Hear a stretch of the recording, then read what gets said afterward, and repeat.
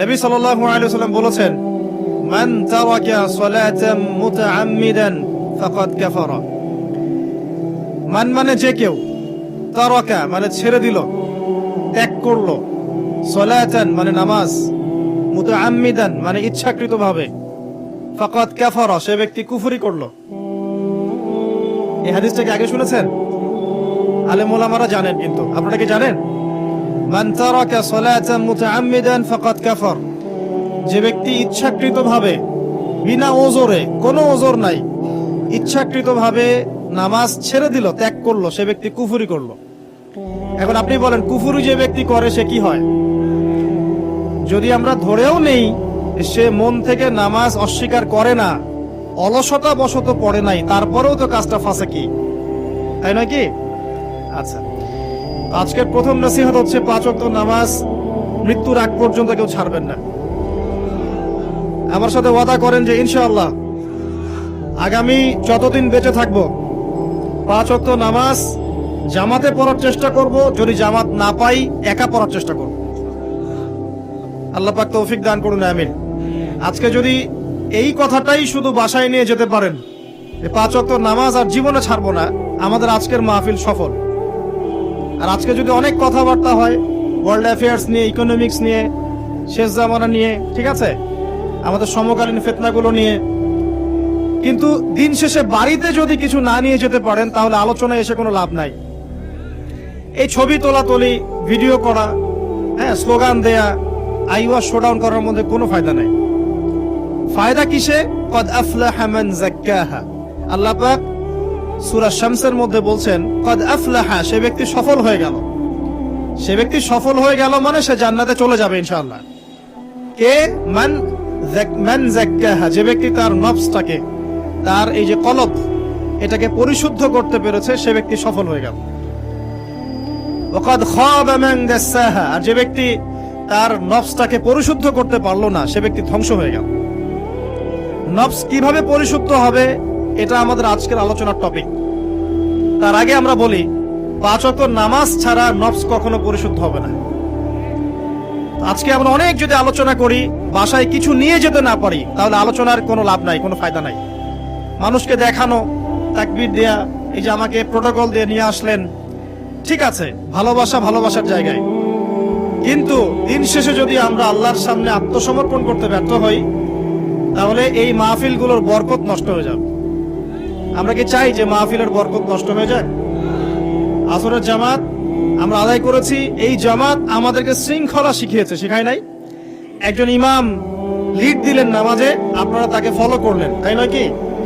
এটাই তো হচ্ছে মুসলিম উম্মার বৈশিষ্ট্য। মুসলিম উম্মা হবে শৃঙ্খলাবদ্ধ জাতি, যাদের প্রতিটা কাজ হবে সুশৃঙ্খল। আর আমাদের কাজগুলো কি এখন সুশৃঙ্খল? আমরা কিন্তু উশৃঙ্খল জীবন যাপন করি। দেখবেন ওই যে একটা হাদিস আছে শেষ জামানায়, যে নারী পুরুষের পোশাক পরবে, পুরুষ নারীর পোশাক পরবে। এই যে উশৃঙ্খলতা, দেখেন না এখন শেষ জামানায় আপনি দেখবেন এমন এক শ্রেণীর মেয়ে বের হয়েছে বাজারে, রাস্তাঘাটে, সমাজে, যারা কাপড় পরবে কিন্তু কাপড় পরেও নগ্ন থাকবে। এই কোনো হাদিস আমি বানিয়ে বলছি না, সবগুলো হাদিস সহিহ। এখন দলিল দিতে গেলে অনেক সময় চলে যাবে। তো উশৃঙ্খলতার যুগ, কাপড় পরে থাকাটা তাকওয়ার পোশাক, শালীনতা। এখনকার যুগটা চলছে কাপড় খোলার যুগ। কথা ঠিক না ঠিক বলেন? এখন মানুষ কাপড় খুলতে পারলে বেশি কমফোর্ট ফিল করে। আর আপনারা জানেন না, এই মহাবিশ্বে আমাদের পিতা এবং মাতা আদম এবং হাওয়া আলাইহিস সালাম, তাদেরকে সর্বপ্রথম কে নগ্ন করে দিয়েছিল জানেন? ফালাম্মা যাকাশ শাজারা, যখন আমাদের পিতা মাতা ওই গাছের কাছে চলে গেলেন। কোন গাছ? যেটা আল্লাহ পাক বলেছিলেন ফালা তাকরাবা হাযিহিশ শাজারা। ওই গাছের কাছে যখন তারা চলে গেলেন, তার ফল খেয়ে ফেললেন। বাদাত লাহুমা সাওআতিহিমা, তাদের এই যে পোশাকটা, এই পোশাকটা খুলে পড়ে গিয়েছিল এবং লজ্জাস্থান উন্মুক্ত হয়ে গিয়েছে। তো সর্বপ্রথম আমাদের পিতা মাতাকে নগ্ন করে দিয়েছিল কে? ইবলিস। এখন যারা মুসলিমদের গা থেকে কাপড় খুলে ফেলতে চাচ্ছে, এরা তাহলে কার অনুসারী? দলিল কি পেয়েছেন? বানিয়ে বলি নাই, সূরা আরাফ পড়েন, পেয়ে যাবেন ইনশাআল্লাহ। কোন সূরা? সূরা আরাফ। প্রথম নসিহত প্রিয় ভাইরা, এই যুগটা হচ্ছে উশৃঙ্খলতার যুগ। এই যুগে মানুষ আল্লাহ পাকের হালালকে খুব কমই পরোয়া করে। আল্লাহর হালালকে মানুষ হারাম করে নিচ্ছে, আর আল্লাহর হারামকে মানুষ হালাল করে নিচ্ছে। আল্লাহ পাকের বিশাল একটা হারাম হচ্ছে সুদ বা রিবা, আর এখন আমাদের উপর রিবা হয়ে গেছে ওয়াজিব। নাউজুবিল্লাহ। একটা দেশ নাই যেটা সুদ মুক্ত, একটা জেলা পাবেন না সুদ মুক্ত, একটা গ্রাম থানা ইউনিয়ন পাবেন না সুদ মুক্ত। নবীজি এই যুগের কথাই হয়তোবা বলেছেন, যে যুগে মানুষ সুদ থেকে বেঁচে থাকতে চাইলেও সুদের ছিটা ফোঁটা গিয়ে তার গায়ে লাগবে। মনে করেন আপনি একটা কনস্ট্রাকশন করেছেন, একটা সুদী প্রতিষ্ঠান থেকে লোন নিয়েছেন, এখন আপনি ওই কনস্ট্রাকশনটা ভাড়া দিয়েছেন। সেখানে মনে করেন আমি ভাড়া নিয়েছি, আমি আপনাকে মাসে মাসে ভাড়া প্রদান করছি, আপনি সেই ভাড়ার টাকাগুলো কালেক্ট করছেন, করে সেই প্রতিষ্ঠানের লোন শোধ করছেন। প্রত্যক্ষভাবে না হলেও আমি কিন্তু পরোক্ষভাবে সুদে হেল্প করছি। আমি বুঝাতে পারছি না মনে হয়। এর বাইরে 1% মানুষ এখন পৃথিবীতে নাই যে ব্যক্তি রিবা থেকে বাইরে, ইচ্ছাকৃত হোক অনিচ্ছাকৃত হোক। আর এই প্রসঙ্গ আসলে আমি 2-4টা কথা না বলে থাকতে পারি না। সেটা হলো নবী সাল্লাল্লাহু আলাইহি ওয়াসাল্লাম বলেছেন, রিবার 73টা শাখা আছে পাপের, তার মধ্যে সবচেয়ে নিচু শাখা হচ্ছে নিজের মাকে বিয়ে করা। সহিহ বুখারীর একটা বর্ণনা এসেছে, যে ব্যক্তি 1 দিরহাম সুদ খায়, দিরহাম কি? রৌপ্য মুদ্রা। কোথায় আছে? জাদুঘরে। কোথায় আছে? মার্কেটে আছে। রৌপ্য মুদ্রা দেখেছেন জীবনেও? স্বর্ণ মুদ্রা দেখেছেন? কোরআনে আছে, হাদিসে আছে, মার্কেটে নাই। কেন মার্কেটে নাই? কারণ পশ্চিমারা স্বর্ণ এবং রৌপ্য মুদ্রাকে হারাম করে দিয়েছে। পশ্চিমারা স্বর্ণ এবং রৌপ্য মুদ্রার ডিলিংসটাকে মার্কেট থেকে উঠিয়ে দিয়েছে। এই জন্য আপনি মার্কেটে গোল্ড কয়েন এবং সিলভার দিরহাম পাবেন না। কিন্তু আল্লাহর রাসূল সাল্লাল্লাহু আলাইহি ওয়াসাল্লামের যুগে এটা ছিল। এখন অনেক মানুষ দেখবেন বেদাত নিয়ে কথা বলে একদম ফেনা বের করে ফেলছে। অর্থনৈতিক সেকশনের বেদাত চোখে পড়ে নাই। এখন বলতে পারে এটা তো দুনিয়াবি বিষয়। বাস্তবিক অর্থে এটা দুনিয়াবি বিষয় নয়, কারণ এই পেপার মানির মধ্য দিয়ে, ইলেকট্রনিক মানির মধ্য দিয়ে আপনার সম্পদকে সিজ করে চুষে খাওয়া হচ্ছে। আপনি বুঝতে পারছেন? এখন প্রতারণা করা কি জায়েজ না জায়েজ? শোয়েব আলাইহিস সালামের নাম শুনেছেন? একটা কম ছিল মাদিয়ানে, শোয়েব আলাইহিস সালামের কম। এই কম সম্পর্কে আল্লাহ পাক যখনই কথা বলেছেন তখনই তাদের একটা দোষ উল্লেখ করেছেন। সেটা কি? সেটা হচ্ছে যে তোমরা অন্যায়ভাবে মানুষের সম্পদ আত্মসাৎ করো না। তোমরা অন্যায়ভাবে মানুষের সম্পদ আত্মসাৎ করো না। এই কাজটা করতো শোয়েব আলাইহিস সালামের কম, এবং তারা মাপে কম দিত, জনগণের অর্থ সম্পদ লুটে পুটে খেত। আল্লাহ রাব্বুল আলামিন তাদেরকে ভূমিকম্প দিয়ে ধ্বংস করে দিয়েছে। এখন এই পুরো মনিটরি সিস্টেম যেটা চলছে, এর মধ্য দিয়ে গরিব যে দেশগুলো আছে, স্বল্প উন্নত দেশ বা মধ্যম পর্যায়ের দেশ বা আরো নিম্ন পর্যায়ের অর্থনৈতিক সেকশনে, তাদের রক্তগুলো চুষে চুষে খেয়ে একটা সভ্যতা আজকে বিশাল বিশাল অট্টালিকা নির্মাণ করেছে। এই যে অন্যের রক্ত চুষে নিজে বড়লোক হওয়া, এটা কি হালাল না হারাম? এই কারণেই এই মনিটরি সিস্টেমের মধ্যে হারাম আছে। এই যুগটা সেই যুগ যেখানে মানুষ আল্লাহর হারামকে হালাল করে নিয়েছে আর হালালকে হারাম করে নিয়েছে। রিবা একটা টাটকা হারাম, আমরা এটাকে হালাল করে ফেলেছি। এখন এই হাদিসগুলো শুনলে আমাদের গায়ের মধ্যে দাগও কাটে না, অন্তরটা কেঁপে ওঠে না, আমাদের কলবে কোনো নড়া দেয় না। নবী সাল্লাল্লাহু আলাইহি ওয়াসাল্লাম বলেছেন, 1 দিরহাম যে ব্যক্তি সুদ খেয়েছে সে যেন 36 বার জিনা করেছে। কতবার? আমি হাদিসটা বানিয়ে বললাম কি বললাম না, আপনারা আলেমদেরকে জিজ্ঞাসা করবেন, বাসায় গিয়ে অবশ্যই জিজ্ঞাসা করবেন। যদি দেখেন হাদিস ঠিক আছে, সহি, তাহলে আল্লাহর ওয়াস্তে এখন যেমন তওবা করলেন আমি 5 ওয়াক্ত নামাজ ছাড়বো না, ঠিক আমার সাথে আবার তওবা করেন, সারা জীবন সুদ খাবো না ইনশাআল্লাহ। নবী সাল্লাল্লাহু আলাইহি ওয়াসাল্লাম 4 শ্রেণীর মানুষকে অভিশাপ করেছেন। 1 শ্রেণী যে সুদ খায়, 2 নাম্বার যে দেয়, 3 নাম্বার যে সাক্ষী থাকে, 4 নাম্বার যে লিখে রাখে।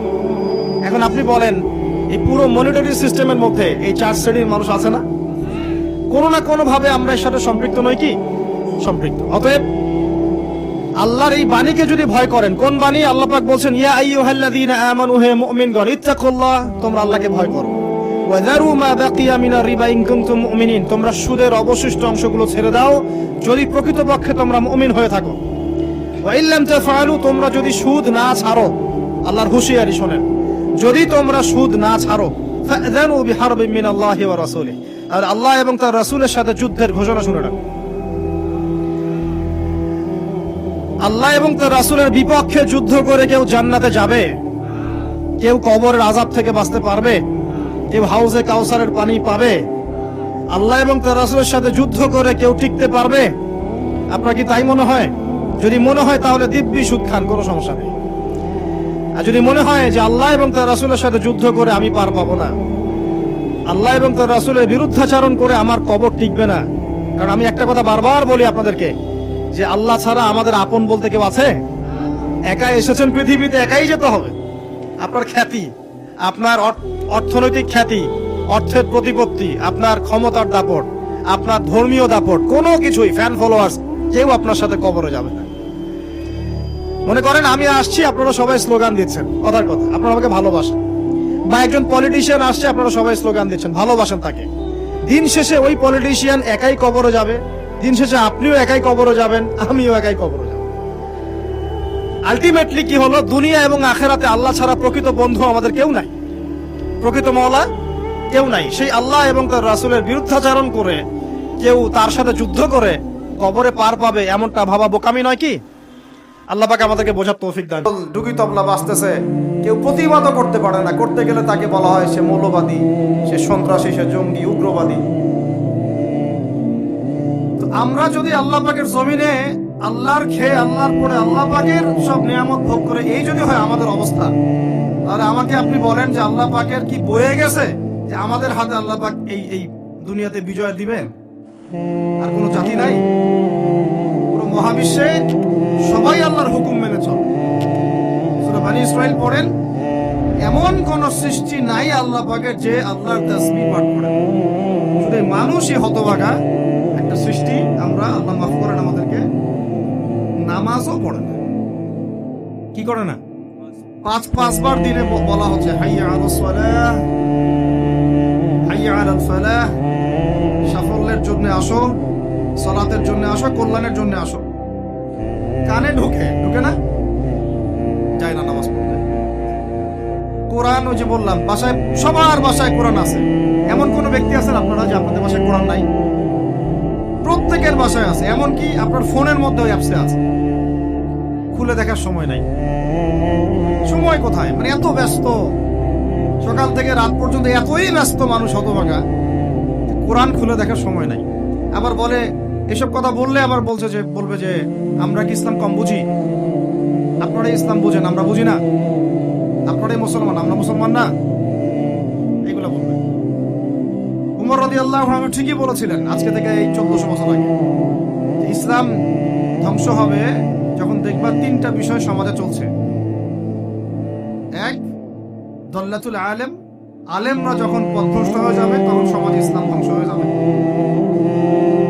দুই, ওয়াল আইম্মাতুল মুদিল্লিন, যখন আসবে এমন কিছু শাসক যারা পথভ্রষ্ট, মুদিল্লিন, তখন সমাজ ইসলাম ধ্বংস হবে।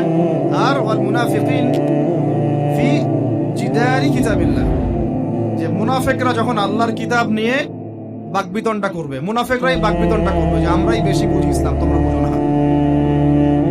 বাংলাদেশে টকশোর সংস্কৃতি চালু না হলে আমরা এটা বুঝতে পারতাম না যে আসলে এই হাদিসটা সত্য। বাথরুম করতে যায়, কথা কিছু না, পরে লেকচার রিপিট শুনে নিন।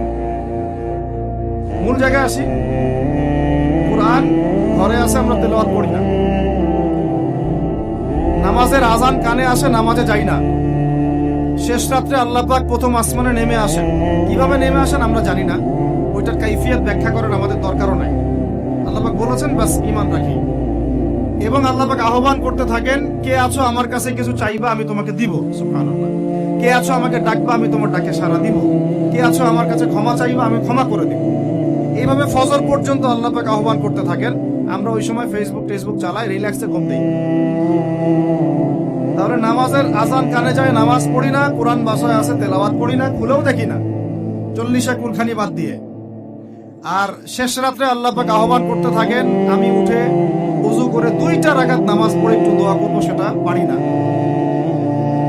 এই আমি আবার যখন দিনের বেলায় এলেম শিখতে যাই, এমন জায়গায় এলেম শিখতে যাই যেখানে নারী পুরুষ একাকার অবস্থা, ফ্রি মিক্সিং। আমি এমন ইলম শিখতে চাই যে ইলমটা আমাকে 20 বছরে 20টা সূরাও শেখায় না, 20টা হাদিস আপনার মুখস্থ নাই। আমি চ্যালেঞ্জ করতেছি আপনাকে, 20টা হাদিস আপনি দাঁড়ায় বলেন, ছোট ছোট হাদিস খালি।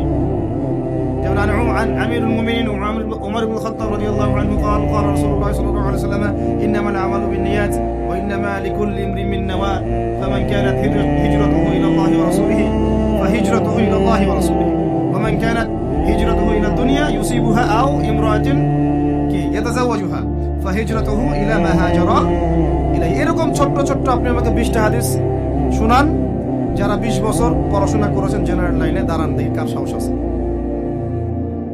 এই হচ্ছে আপনাদের শিক্ষার অবস্থা।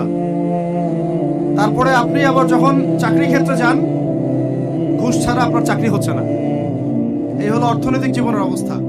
আবার চাকরি, ব্যবসা, বাণিজ্য যাই করছেন, এর মধ্যে ম্যান্ডেটরি মাস্ট বি সুদ আছে। কি আছে?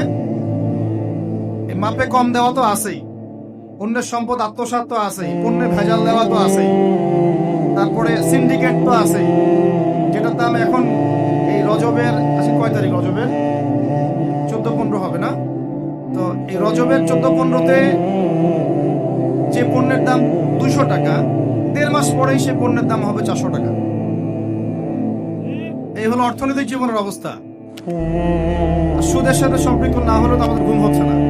বাংলাদেশের 64,000 গ্রাম বাংলা বলি না আমরা, 64,000 গ্রাম বাংলায় একাধিক সুদী এনজিও আছে, সবাই সুদী কারবার করতেছে। আমাদের মা বোনরা ওখানে সমিতিতে নাম লেখাচ্ছে, আমরাও নাম লেখাইছি অনেকে। কিস্তি শোধ করতে হচ্ছে, জমি বন্ধক রাখো, বাছুর বন্ধক রাখো, গরু বন্ধক রাখো। শেষমেশ ধনীরা ধনী হচ্ছে, গরিবরা গরিব হচ্ছে।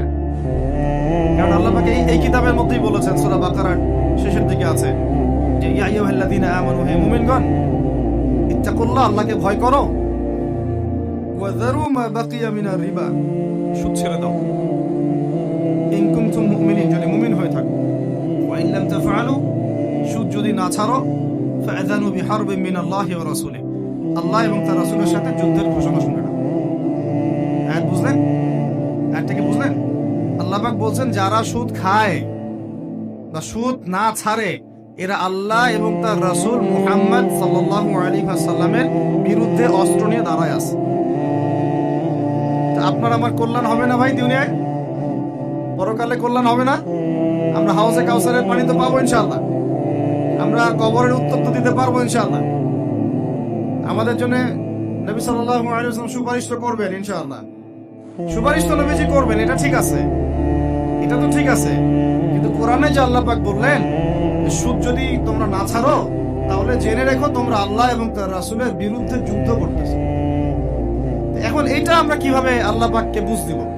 দুনিয়াতে না বুঝ দিলাম, দুনিয়াতে হয়তো কারো ক্ষমতা আছে, জবানটা বন্ধ করে দিল, এই কথা বলতে পারবেন না, চুপ একদম, সম্ভব কিনা? দুনিয়াতে হয়তো সুদের মহাজন যারা একত্রিত হয়ে দেখা গেল যে একে তো সরাইতে হবে রাস্তা থেকে, একটা মারাত্মক কথা বলতেছে, সরাই না হয় দিল, হতেও তো পারে, ইতিহাসে হয় নাই এমন। তারপরে কারো হয়তো দুনিয়াবি স্বার্থ আছে, বুঝাচ্ছে আমার বউ আছে, বাচ্চা আছে, চাকরি বাকরি কেমনে ছাড়ি ইত্যাদি, সব না হয় বুঝলাম না। আল্লাহ পাকের সামনে আপনি এখন কি বুঝতে দিবেন? রাসূলের সামনে দাঁড়াই কি বুঝতে দিবেন? দিতে হবে কি না জবাবটা? আজ হোক আর কাল হোক দিতে হবে কি না? পরকালে যেতে হবে তো নাকি? তাই যদি হয়, এটা যদি আমাদের ফাইনাল ডেস্টিনেশন হয়, চূড়ান্ত গন্তব্য হয়, তাহলে কোন ব্যক্তি বুদ্ধিমান, যে দুনিয়াতে সংশোধিত হয় সে, নাকি পরকালে যে ব্যক্তি অপেক্ষায় বসে থাকে সে? এখন এই সংশোধনের দিকে যদি আমরা দাওয়াত দেই, আমরা কি মৌলবাদী হয়ে যাব? সমাজের শত্রু হয়ে যাব? দেশ ও জাতির শত্রু হয়ে যাব? সুদী কারবার ছাড়া অর্থনৈতিক বিষয় কি চালানো সম্ভব না? হ্যাঁ, যখন এই সুদী ব্যাংকিং সিস্টেম, ওয়ার্ল্ড ব্যাংকেরটা তো 1995 এর দিকে আসছে, তারও আগে ছিল ওই যে ব্রিটেনের দি ব্যাংক অফ ব্রিটেন, যেটা প্রথমে ছিল, প্রথমের দিকে আর কি। ও সারা বিশ্বকে শাসন করতে এক সময়, তার আগে করেছে জার্মানি, তারপরেও আসছে ও। এই পশ্চিমাদের দৌরত্ব ফরাসি বিপ্লবের পরে, ওয়ার্ল্ড ব্যাংক আসছে 1995 এর দিকে, 45 এর পরে। এর আগে মুসলমানরা বিশ্ব শাসন করে নাই, চার খলিফা করেন নাই, উমাইয়ারা, আব্বাসীয়রা, ফাতেমেরা, মুঘলরা, তুর্কিরা, উসমানীয়রা তারা কি বিশ্ব শাসন করে নাই? তখন কি সুদ দিয়ে পুরো বিশ্বের অর্থনীতি পরিচালিত হয়েছে? বিকল্প কোনো ব্যবস্থা কি কোরআন এবং হাদিসে নাই? তো যদি সেটা থাকে আর আমরা যদি এটাকে পাশ কাটায় যাই, কি পশ্চিমাদের এই অর্থনীতি যদি আমরা গ্রহণ করি, সেভাবে জীবনযাপন করতে থাকি, তো আল্লাহর সামনে কি ভাই আমাদেরকে দাঁড়াতে হবে না? আল্লাহ পাক আমাদের সবাইকে যেন কথাগুলো মন দিয়ে বোঝার তৌফিক দান করেন। এখন যদি পুরো সিস্টেমটা আমরা চেঞ্জ করতে না পারি, ওই ক্ষমতা আমাদের নাই মনে করেন, ব্যক্তি জীবন থেকে সুদ দূর করা যাবে না? আমাকে কি রাষ্ট্র প্রশাসন একদম সুদ না খাইলে অ্যারেস্ট করে নিয়ে যাবে?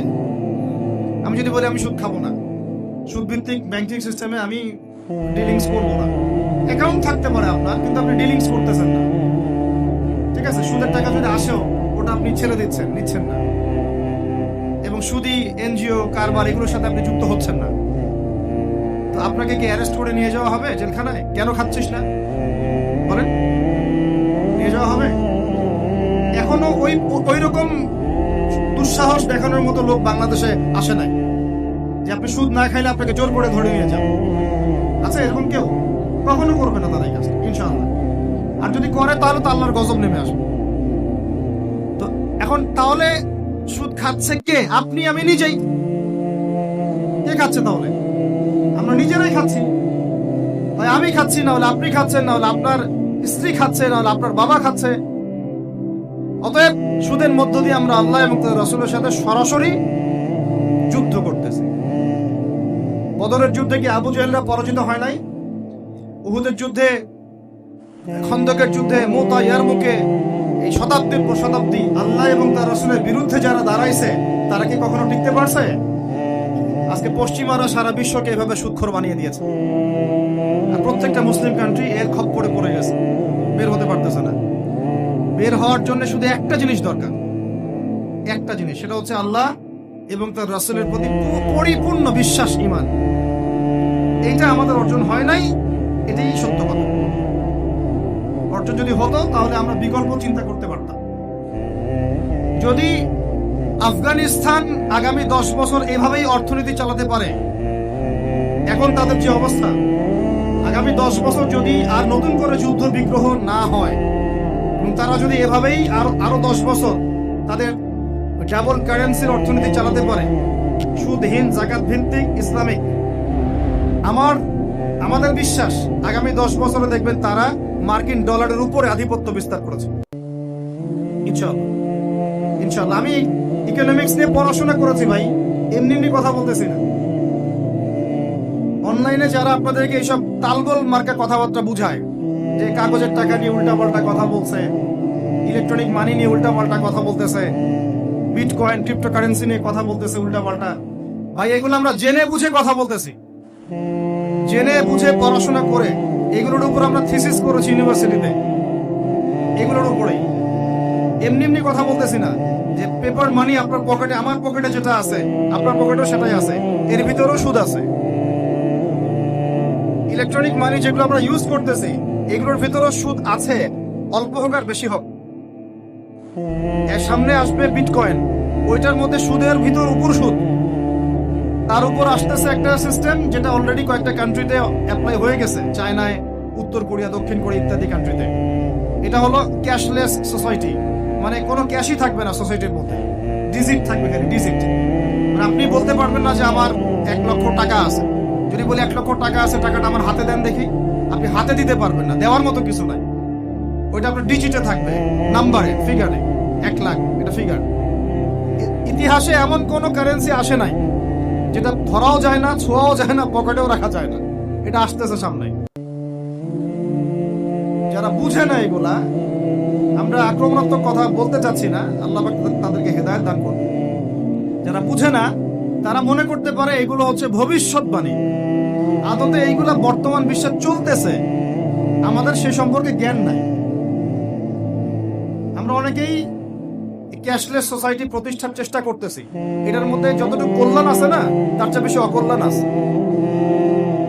যখন আমরা একটা জিনিস চালু হয়ে যায় তখন সবাই কিন্তু প্রতিবাদ করি না, যখন চালু হয়ে যায় তারপরে ওরা যখন ইসলাম বিরোধী এজেন্ডা বাস্তবায়ন করে তখন আমাদের টনক নড়ে। এক্সাম্পল দেই একটা, তাহলে বুঝবেন। আজকে নিয়ে যারা পেট্রোনাইজ করতেছে, পিছন থেকে ফান্ডিং করতেছে, এটাকে প্রমোট করতেছে, অনলাইন অফলাইন যেখানে ঢুকবেন খালি এগুলোই দেখা যাচ্ছে, এর পিছনে একটা সুদী এনজিওদের হাত আছে।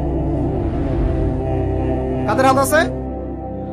এখন সারা দেশে যখন এরা কারবার শুরু করেছিল তখন আমরা কিন্তু সবাই মিলে এইভাবে প্রতিবাদ করি নাই। আজকে যখন তারা একটা জিনিসকে প্রতিষ্ঠা করার চেষ্টা করতেছে ওদের স্বার্থে, ইসলামের বিপক্ষে, এখন আমাদের অনেকে টনক নড়তেছে যে আরে এ কি হচ্ছে, আমাদের মুসলমানদের বাচ্চারা এগুলো কি শিখতেছে। সমস্যা হচ্ছে আমরা সমস্যা আসলে শুরুতে বোঝার মতো ওই নূর, বাসিরা, হিকমা আমাদের এখনো পয়দা হয়নি। শেষে গিয়ে একদম কি বলে ওটাকে, মাঝপথে গিয়ে যখন দড়িয়ে যখন নৌকা ডোবা শুরু করে তখন আমাদের হুঁশ ফিরে আরে কি হচ্ছে।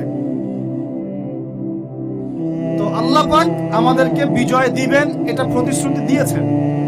যে একটা নিয়ে কথা বলতে গেলে ভিতরে চলে গেছে, আমার সমস্যা এটাই, আলোচনা করতে গেলে একটু বেশি ভিতরে চলে যাই, পরে আর বেরোতে পারি। আপনারা কি আলোচনা বুঝতে পারতেছেন?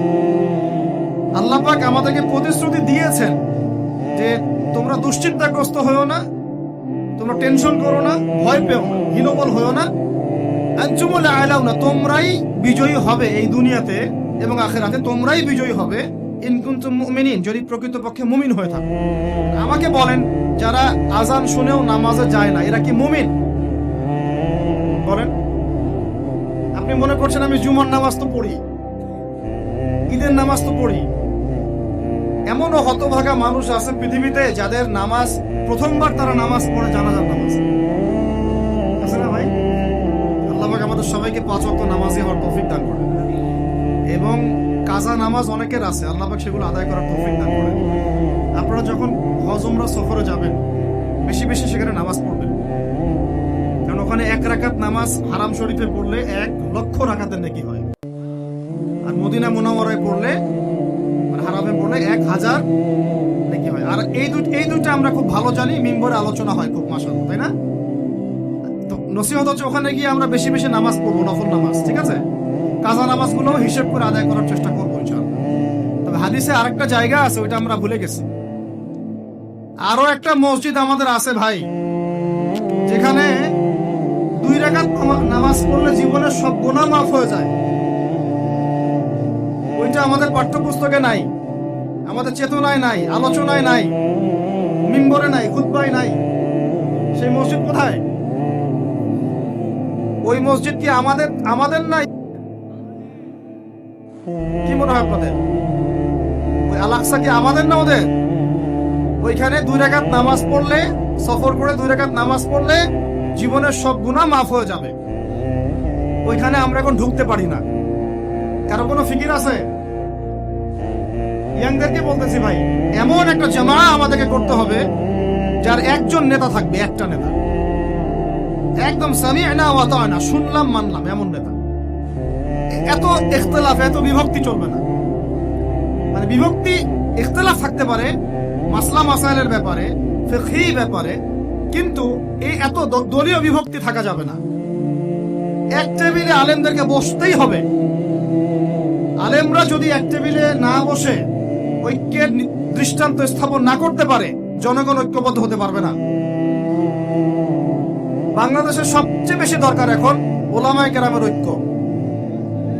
আমরা যারা ছোটরা আছি আমাদের মূল কাজ এখন এইটাই, আমরা এটাই ফিকির করি কিভাবে আলেমদেরকে একটা জায়গায় বসানো যায়। আলেমরা যদি ঐক্যবদ্ধ হতে পারেন, জনগণ একদিকে ফোকাস করে চলতে পারবে ইনশাআল্লাহ। এবং তাদের মধ্যে যদি একজন আমির নিযুক্ত করা হয় এবং তার কথা যদি আমরা সুরাভিত্তিক মেনে চলি, ইনশাআল্লাহ বাংলাদেশ কেন পুরো বিশ্বে দিন কায়েম করা সম্ভব। আমরা এই দিক থেকে আমরা মোটামুটি 20-30 বছর পিছায় আছি এখন, বুঝতে পারছেন না আমার কথা? এই দিক থেকে দেখেন, আল্লাহ নবী সাল্লাল্লাহু আলাইহি ওয়াসাল্লাম মক্কাতেও সাহাবীদের মধ্যে কখনো বিভক্তি হতে দেন নাই। একজন নেতা, তার আন্ডারে সব সাহাবীরা বায়াত করে আছেন হাতে হাত রেখে, ব্যাস যা বলবেন তাই। ডানে যাইতে বলে ডাইনে, বামে যাইতে বলে বামে। মার খাচ্ছেন, যদি নবীজি বলেন হিজরত করে চলে যাও, হিজরত করে চলে গেল আবিসিনিয়ায়, তাই না?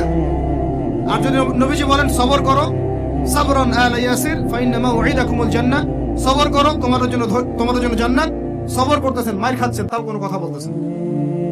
এইরকম সামি'না ওয়া তা'নার জেনারেশন না থাকলে দিন কায়েম হয় না, যেটা আমাদের বিগত 50 বছর আমরা করতে পারি নাই। এটাই সত্য কথা। আর এটা করার জন্য সবার আগে আমাদের মনের হিংসা দূর করতে হবে। কি দূর করতে হবে? মনের হিংসা দূর করতে হবে, মনের অহংকার দূর করতে হবে, নিজেকে ছোট মনে করা শিখতে হবে।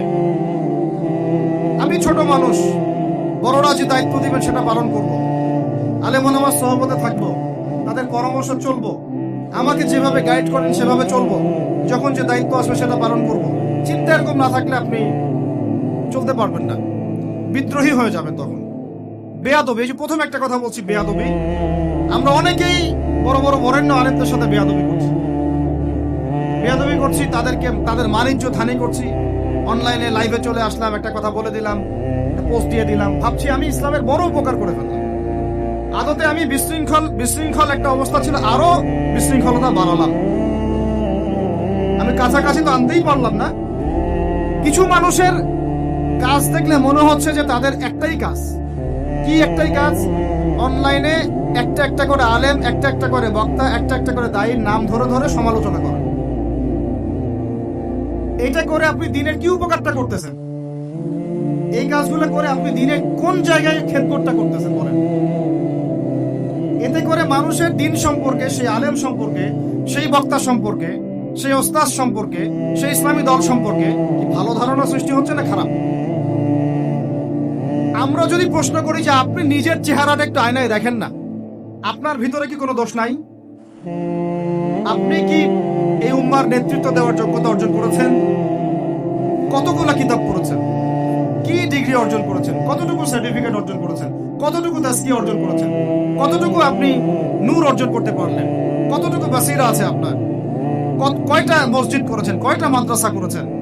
কয়টা ইসলামিক সংগঠন করলেন? কয়টা কিতাব লিখলেন? কয়টা লেকচার দিলেন? আপনি নিজে কি করলেন দিনের জন্য? এই চিন্তাটা করা দরকার নাই যে আমি নিজে কি করলাম দিনের জন্য, ও কি করলো, ওর কি খেদমত, ওর কি দোষ, ওর কি ত্রুটি, এইগুলোর চর্চা আমরা ব্যস্ত হয়ে আছি। এই একটা কারণে আমাদের ওলামায়ে কেরামদের মধ্যে ঐক্য হচ্ছে না, দুর্ভাগ্যজনক। কারণ আমরা একটা শ্রেণী আলেমদের ইজ্জত ধোয়ার পিছনে লেগে গেছে। একজন আলেম না একটা ভুল করছে ভাই, আলেম মানুষ তো, কেন বেয়াদবি করতে হবে আপনাকে? কেন আপনাকে একটা সেশন করতে হবে? কেন একটা এটা করতে হবে, সেটা করতে হবে? চুপ করে থাকেন আপনি। পারলে তার সাথে আপনি পার্সোনালি দেখা করেন, তার কাছে যান, তার কথার পিছনের কারণটা খুঁজে বের করার চেষ্টা করেন। ইসলামের খেদমত এগুলো হচ্ছে না, তো ওই দিকে যেতে চাচ্ছি না। একটা রিকোয়েস্ট করবো আপনাদেরকে যে আমরা সবাই একটা দায়িত্ব কাঁধে নেই, যে এই উম্মতকে বিজয়ী করার জন্য আমারও কিছু দায়িত্ব আছে। আপনার দায়িত্ব নেই ভাই? আপনি আয়নার সামনে আজকে রাত্রে দাঁড়ায় অনেস্টলি, সততার সাথে দাঁড়াবেন, দাঁড়ায় আপনার চেহারা আয়নায় দেখবেন, দেখে চিন্তা করবেন যে আসলে আমি আজ পর্যন্ত এই উম্মাকে কি দিয়েছি। কি বললাম ভাই? আয়নার সামনে দাঁড়ায় কি বলবেন? আমি আদনান, আমি আব্দুর রহমান, আমি আব্দুর রহিম, আমি অমুক, আমি তমুক, আমি ইসলামকে, উম্মাকে, আল্লাহকে, রাসূলকে কি দিয়েছি এই পর্যন্ত। যদি আপনার মনের মধ্যে সততা থাকে, জবাব ওই আয়নার তসবির আপনাকে দিয়ে দিবে। একটা উর্দু শের আছে, চেহারে তো আকসার ধোকা দেতি হ্যায়, সচ তো আইনা বলতি হ্যায়। মানে চেহারা তো বেশিরভাগ সময় ধোকা দেয় মানুষকে, সত্য কথা বলে আয়নার প্রতিবিম্ব। আল্লাহর ওয়াস্তে নিজের আত্মসমালোচনা করি, আমরা উম্মাকে কি দিলাম এটার ফিকির করি। এখন যদি উত্তর আসে যে আমি অনেক দিয়েছি উম্মাকে, আমি একদম কামেল হয়ে গেছি, তাহলে বুঝবেন আপনার মধ্যে ইবলিসের চরিত্র আসছে। ইবলিসই বলতে পারে যে আমি সবার চেয়ে শ্রেষ্ঠ। ওই যে বলে নাই, আনা খায়রুম মিনহু, আমি আদমের চেয়ে শ্রেষ্ঠ। খালাকতানি মিন নার, আমাকে আগুন দিয়ে সৃষ্টি করেছেন। খালাকতাহু মিন তিন, তাকে মাটি দিয়ে সৃষ্টি করেছেন। এই কেবার যদি চলে আসে, বুঝবেন আপনি ধ্বংস হয়ে গেছেন। ফিরআউন বলেছিল, আনা রাব্বুকুমুল আ'লা, আমি তোমাদের মহান রব। আর একজন আল্লাহর বান্দা খালি বলবে, আল্লাহুম্মা ইজআলনি ফি আইনি সাগীরা ওয়াজআলনি ফি আ'য়ুনিন নাস কাবীরা। আল্লাহ তুমি আমাকে নিজের চোখে ছোট বানায় দাও আর অন্য মানুষের চোখে আমাকে বড় বানায় দাও। আমিন। আত্মসমালোচনা করতে হবে কিনা ভাই? এখন যদি আমার উত্তর আসে যে না আমি তো আসলে ভাই কিছু করতে পারি নাই, এই টুকটাক কিছু লেকচার দিয়েছি এতটুকুই, এখনো আমি উম্মাহকে ঐক্যবদ্ধ করতে পারি নাই, উলামায়ে কেরামকে এক জায়গায় আনতে পারি নাই, আমি এখনো কোনো ইসলামিক বড় কোনো অ্যাসোসিয়েশন ফর্ম করতে পারলাম না, এখন পর্যন্ত আমি 100টা কিতাব লিখতে পারি নাই, এখনো আমি ইফতা দেওয়ার মতো বা মুফতি হওয়ার মতো যোগ্যতা অর্জন করিনি, এখনো আমার কোরআনের কত জ্ঞান শেখা বাকি, কত আলেমের সোহবতের থেকে নূর নেওয়া বাকি, এখনো কত দূর যাওয়া বাকি। এই চিন্তাগুলো যদি মনের মধ্যে আসে তখন দেখবেন রাতে আপনার ঘুম হারাম হয়ে গেছে।